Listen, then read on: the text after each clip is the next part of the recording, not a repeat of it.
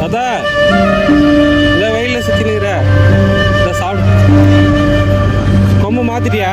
கொம்பு இல்லாமல் இந்த கொம்பு மாற்றிட்டுக்கிற இந்த சாப்பிட்டு போ என்ன. தாத்தா நல்லா இருக்கா? தண்ணி இருக்கா குடிக்க? தண்ணி வேணுமா? இந்த வரோம் தண்ணி இன்னைக்கு அங்கேயே காலி ஆகி போச்சு. நான் எடுத்துகிட்டு வருவோம் மறந்துட்டேன்.